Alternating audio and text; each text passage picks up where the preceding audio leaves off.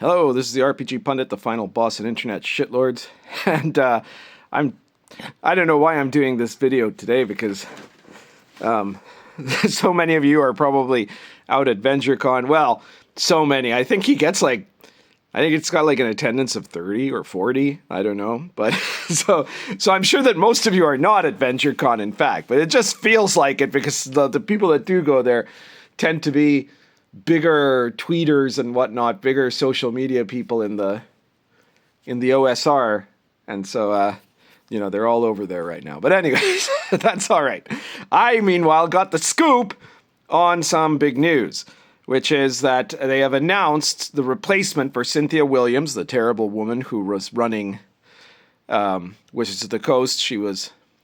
She quit, resigned, or was asked to resign, or whatever. It's hard to say. And that was a few weeks ago, and now they have confirmed. It's already happened from like the moment they were going to have the replacement ready almost immediately. But it's a guy named John Haidt, H-I-G-H-T, who is apparently, or was until just now, a vice president in charge of World of Warcraft for, I think, Blizzard is the company. And it's very interesting because, he's a white guy.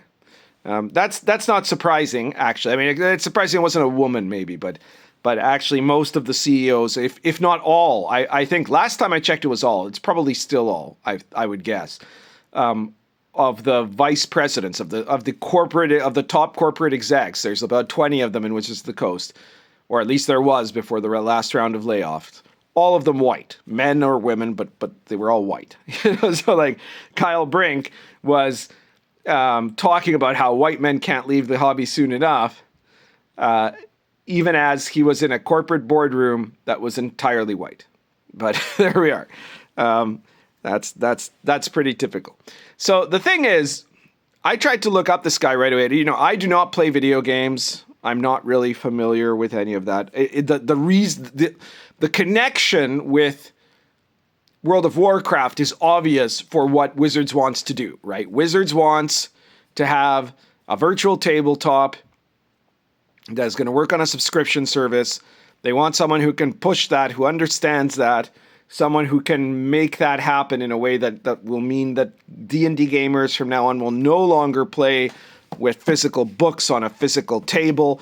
They won't be playing in the same room as their friends. They're going to be playing on a computer screen that they will be paying a subscription for, and they will be paying extra for special benefits, for extra bonuses, for, goodie packages and things like that, and paying for this virtual experience. That's what they want to turn D&D into. And this is a guy who obviously has some area of specialty in successful, massive multiplayer role-playing, right? So, because unless I'm very mistaken, and tell me if I am, because I could be, it's possible. Unless I'm very mistaken, that's what World of Warcraft is, right? So, that seems natural. Now, the thing I could not find is any indications of where this guy is on, say, the spectrum, and I don't mean in this case the autistic spectrum, though one could perhaps say that, given that we're talking about a nerd hobby. No, I mean the political spectrum, right? There's no sign of it. It seems like this guy's very, I've got to do more diving because I'm trying to get this out as soon as I found out about it. But because it's with Blizzard and World of War, like all of these tech companies are profoundly leftist, right? I would be very surprised. I'd be shocked if this guy was going to be a Trump voter, right? I'd be shocked beyond belief that someone who made it to vice president in Blizzard would actually be a Republican. No, that's just crazy. So that's one thing, right? I'm assuming this guy is a West Coast leftist liberal, who has all those values, right? But I haven't seen him. He doesn't seem to be a vanguard of woke. Let's put it that way, right? I think that he hasn't been doing anything special in those areas. If he has, please correct me. Again, I'm not familiar with the guy, and I'm not familiar with World of Warcraft or the things that have been going on there over the last what was it, almost 10 years, I think he's been at that company, and he's been VP for the last few years there. VP in charge of World of Warcraft. So yeah, let me know if you have any evidence to the contrary, if you know anything to tell that you can tell me, please tell me about it.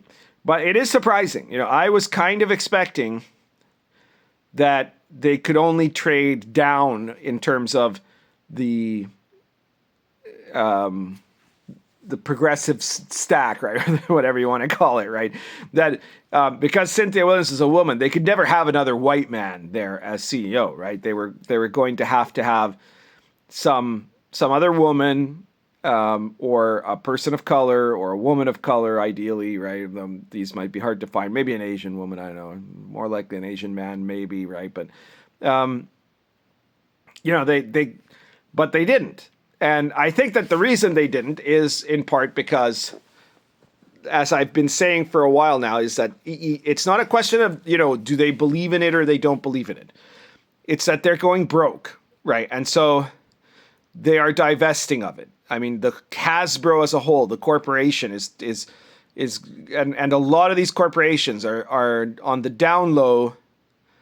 They are getting rid of all the woke crap because they realize it's eventually going to kill them, right? Like, they just can't take it anymore, but they can't just do it openly because doing it openly means that they're going to be attacked and criticized.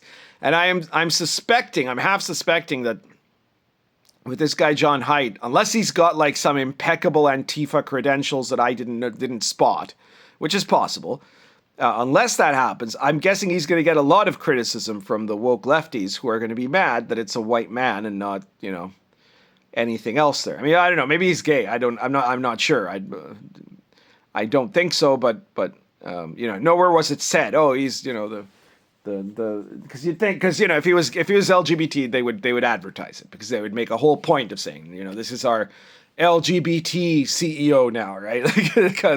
because that if that's the only selling point that this person has, but it's not. It seems to me that this guy was chosen for his expertise. He was chosen, in other words, on merit. Okay, and so that's very interesting. That is itself an important and significant change. All right, so that's all I know about this for now, but I'm sure I'll be letting you guys know more about this in the future as I find out about it. Today, I also wanted to check out in the ongoing series of my production notes. I've got here, this is Baptism of Fire. You can see it's the soft cover, that's the hard cover. That up there is the Gonzo Fantasy Companion, which is filled with incredible random generators. That doesn't mean just tables. That means systems to create more complex things and ideas for your RPG play, right? That you guys should totally check out. It's on Spectre Press's drive-through page, the Gonzo Fantasy Companion. You got the link to this, and all of my books are in the description of this video and every other video I have. So you just got to click the more thing, and it'll expand the description, and you'll see links to all of my products. Check them all out: Lion and Dragon, Sword and Caravan, Star Adventure, the whole deal. But today we are going to look specifically at the Baptism of Fire, because I have been going step by step into detail about them, and we were previously talking about the magic system, and after doing 2 videos on that, I think that's enough. So next we get into today we're going to talk about making your economics more medieval. All right, so this is it's true actually of the entire Middle Ages. That the entire Middle Ages was cash poor, right? There was not a lot of literal money currency available. But it was especially bad at this early period, in the early medieval, right after the Dark Ages. So you have to have a different attitude towards how you work with money in the setting, Now, you can do more or less of this if you want, because there are currencies, right? And there's established currency. So if you want to, you could just say, well, I don't feel like going into this particular detail, so let's just use these coins and that's it, right? That could work. But if you want to get more authentic, you have to understand that generally coins, or in this case nails, right? Because in in Poland, what they had were two levels of coinage, right? You had the denarii, which was a small copper coin, and then you had the grivna, grzivna rather. That is basically a big chunk of silver in the form of a kind of a nail, usually with a hole on one side, so you could tie them all together, right? So they were like silver nails. Later on, they would be turned into actual coins, right? And of course, medieval currencies don't go on the 10 scale, right? So what you have here, for example, luckily there's only two types of coins in Poland at this time, so it's simple. You got the denarii and you got the grzivna, which is 240 denarii, okay? That's less complicated than Lion and Dragon, where there's three currencies and they're never the same amounts, right? So like, you've got 10 shillings, 10 pence in a shilling and 20 shillings in a pound. But generally, there isn't a lot of this sort of stuff available, right? So the main item that a lot of people trade with is actually cloth. Okay, so one bolt of standard cloth would be worth about 4 denarii, right? And so a lot of times people are taking cloth as a trade good, right? It's a barter economy. So there's a lot of things to consider also about who had money, right? Because obviously peasants hardly had any money at all. Maybe some of the wealthier peasants might have some money, right? And in the city, you have vast areas of urban poor who don't have a lot of money. Then you have the higher ranking merchants and craftsmen. And those people are the most likely in society to have money, as in coin money, right? They're the ones that will have a purse of coins. After that, you have the knights who almost never have any money, and then you have the aristocrats. Half of the aristocrats in this setting are very poor by the standard of aristocrats, and the other half are quite rich, but that richness is in the form of lands, troops, influence, crops, all of that sort of thing, but rarely is it in actual coin, right? An actual currency. So aristocrats will trade in promises and in their respectability and in assurances and whatever else, right? They're going to trade on their influence. So this is a very different way of handling things than you would see in generally a D&D campaign will have types of coins that will be abundant and that basically going to the store. You can just go to there's any kind of store in any kind of little town, and you can go in there, you can buy stuff like you were shopping at a 7-Eleven, right? That's not really how it worked in the Middle Ages. So in here, what we have is you got your armor lists, right? There aren't a lot of armors in this time period either. It's one of the things, everything in the Dark Ages is less, right? It's because it's post-apocalyptic. So you have padded armor, padded splint, chain hauberk. As you can see, chainmail is vastly more expensive than any of the other types of armors. So the chain armor is a really big advantage for people to have, but it's also at quite an expense, And shields are quite expensive too, because a good shield has to be very, very durable, There are maintenance costs for your armor. There are weapon lists. You'll notice I haven't put the damage here because I put all the stuff of damage and armor class in the back of this section, basically. You can get livestock, animals, clothing, food. So clothing is done by social class, of course. Food are just some basic examples. The costs of meals by class, that is to say when you're trying to pay for a meal that is up to the standard that you would expect, or in the context that you'd expect for your class. Real estate, so those occasions where you can rent or potentially purchase something. Now, land in Poland is very rarely purchased. It's usually either inherited or conquered, right? So, in the cities, people generally rent their homes. but they can end up owning, you know, the rich merchants own the homes, right? You can have purchase prices there, construction costs, and then you got a bunch of miscellaneous items.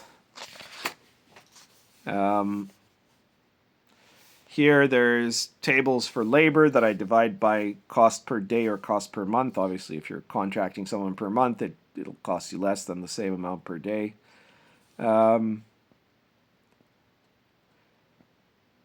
Basic costs of living that are estimates only, basically. So if you use a DM, what you might want to be doing is, as the player characters are playing in the campaign, as time goes by, they obviously have to be spending money on, you know, basic stuff, food, you know, clothing, entertainment, or whatever, right? And you want to make something that is going to be reflective of that.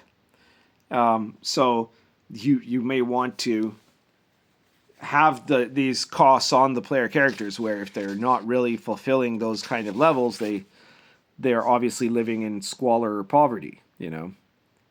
Dowry costs also. And then we've got rules here for selling, which is rules derived from my award-winning Social Encounters sourcebook, which makes use of the reaction roll tables in order to do a whole variety of different actions. In this case, this is for haggling, you know. Rules on taxes and trade.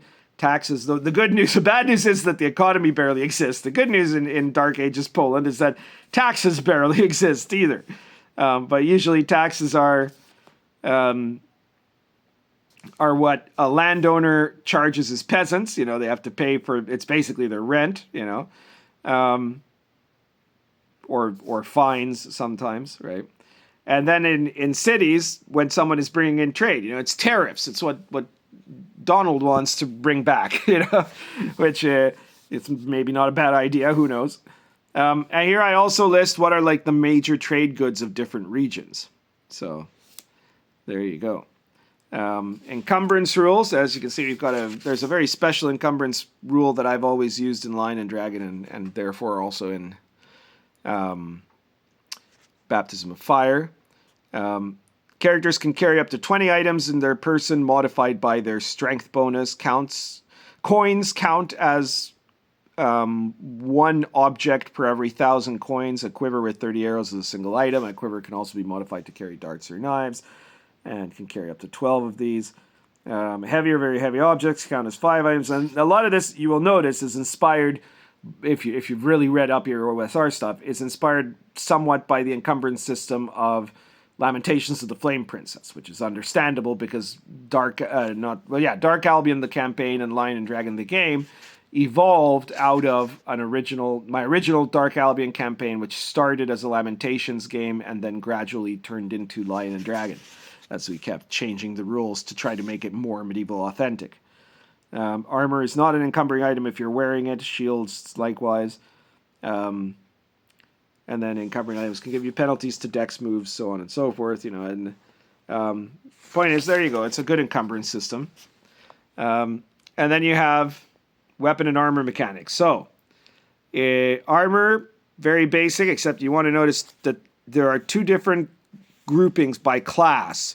So if you're from a trained class, which is in this case a fighter, a holy warrior, or a witch hunter, you have better armor class with the same type of armor, right? If a holy warrior puts on a padded armor, they start with AC 13. If you're not one of those classes I named, if you're like, I don't know, a thief or a holy man or a Yodvingian, you only start with 12 because you haven't been trained to use armor properly. Okay, all armors are assumed to come with a helmet. Weapon effects, and as you can see, I've decided not to, in this game, make a long list of weapons with all the different damage types. I instead, just like in Lion and Dragon, categorize them by class, right? Because it's very basic for the most part. You can always add other details if you want to that'll bring in something different, but you know, the core types are basically this, you know, unarmed, a metal gauntlet or shield, which would also probably be any kind of blunt object that is an improvised item. Tiny weapons, small weapons, medium weapons, and then reach weapons, that is to say spears or quarterstaffs. So there you have it. And then you have the thrown weapons. Not a lot of them here because they don't have the longbow or the crossbow yet. And then there's this rule. This is a very special rule that my players quite love, actually, which is that you have named weapons. So a player character can choose to name any weapon they own, of course, but with classes, they can pick one specific weapon that they will choose to give a name to, and that is, and because they have done it, it's because it's a special weapon to them, you know. And that named weapon from then on will have a +1 to hit in combat only when used by that character. The character can name a weapon to gain a benefit only once in their life, right? So when you've chosen your weapon, that you've given it a name, that's it, right? The type of weapon is a signature weapon dependent on the character class, right? So if you're an archer, it has to be a bow. If you're a fighter, it can be anything at all. A holy man can only do a quarterstaff. Holy warriors can do short sword, long sword, mace, or spear. Skomrozni can do club, dagger, sling. Thieves have a variety of thiefy weapons, you know. Witch hunter, short sword or long sword, battle axe, dagger, or spear. Woodsman, battle axe, hand axe, short bow. So anyways, you can pick one. You can do it anytime you want to, but you can only do it once in the life of your character. And that weapon, and only that specific weapon, not that type of weapon, right? That weapon that you gave a name to, you know, you called it Fred, and now you get a +1 to hit with it. Then we have a variety of non-magical herbs and poisons. Those of you who are familiar with my products know that I do this in a lot of my campaign books. There is this in Dark Albion, right? And it is reproduced in Lion and Dragon. And then in Sword and Caravan, I don't have it in the book itself, but I have written an article that appeared in Mad Scribe magazine, which was the same thing. It was the herbarium of the Silk Road with a number of totally different curative herbs and poisons, right? Because, you know, herbs were the main form of curing, apart from maybe like prayer and sometimes bleeding people, that would have been used in the Middle Ages, you know? It was mostly relying on the power of plants. And here, this is the same thing as what you have in Lion and Dragon, except that it's not the same objects, because, of course, I'm relying now on the healing herbs of Poland, not of England. Now, there's a couple, there are one or two that overlap for obvious reasons, because it's still in Europe, basically Northern Europe, and you know, there's going to be some replication, but most of these are new herbs and new poisons. Actually, there's more of the same poisons than there are of the same herbs, but like, you know, belladonna's in both, henbane. But there are some new poisons. So there you go. That is the collection of the stuff that I've got in here for the economics. And so the main thing to keep in mind in economics with when you're trying to do a medieval authentic game is that it is not the modern world. It doesn't have the same modern conveniences. There is a shortage of coin money, right? Which is not to say that if your characters go on an adventure and they end up getting a big pile of coins, that's great for them, right? But other people might not be able to give you change for that. They might have to offer things to you in the form of trade or promises or of services or of other goods, right? So this is something that gives it a real medieval authentic flavor, right? And of course, not every skill is going to be found everywhere. In the big cities, that's where you have all of the real craftsmen, you know. Then there's going to be some more basic stuff maybe in villages and towns, but less so. And you have to look at where the trade routes are to see what stuff is selling and where, you know. And you do all of that, you're going to have a much more realistic setting in terms of if that is one of your interests, you know. And odds are if you're interested by the style of Baptism of Fire, that you're likely to at least be somewhat interested. And those are all very simple ways of putting the emphasis on your players that this is not like normal D&D, right? This isn't like, because most normal D&D is just basically like as if you're going to a Renaissance fair, but you're still in 2024 North America, right? The money still works, and you can buy there. The shops are like shops, like our modern day shops, right? Which is not what they would be in the medieval world, where they would either be workshops of a particular craftsman, or there would be market stalls, or it would be something that you'd have to do by commission, right? So there's nothing resembling a general store in this time and place. There's a market where that happens on a routine basis that will have crops, food crops brought into the towns from the countryside, and livestock and other things like that being sold, and you can go there. But that's more like, it looks more similar to a bazaar, or a medieval, like a street fair, right? Like imagine a really disorganized farmer's market, right? That's what it would be like.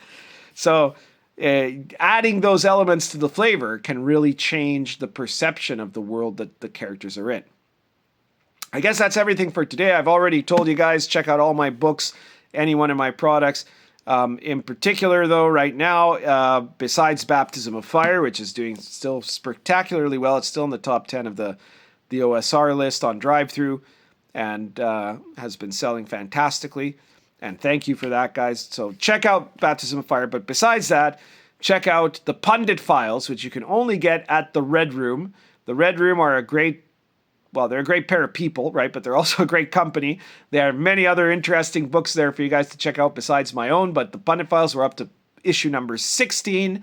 And the latest one is related to Baptism of Fire. It is the Slavic World Tree, which gives you, it's a fairly good-sized supplement for the Pundit Files, and it gives you the details on basically how the cosmology, the planar cosmology of the Slavs worked. And it is a world tree, but it's not quite like the Yggdrasil of the Vikings, right? It's quite different. And you will get in there a guide to the different places on the world tree, the ways you're able to find it, or the ways you're able to travel through it, the consequences of doing so, new monsters, lots of interesting random generators. So be sure to check out the Slavic World Tree. That's the Pundit Files number 16, which you can get at the Red Room for just $3.50. Okay? So you just got to get somebody to give you $3.50 and go to the Red Room, and then you can buy the Slavic World Tree, which is the second supplement for Baptism of Fire. That's everything for today. Currently smoking. This is a Nirup Poker plus Argento Roots.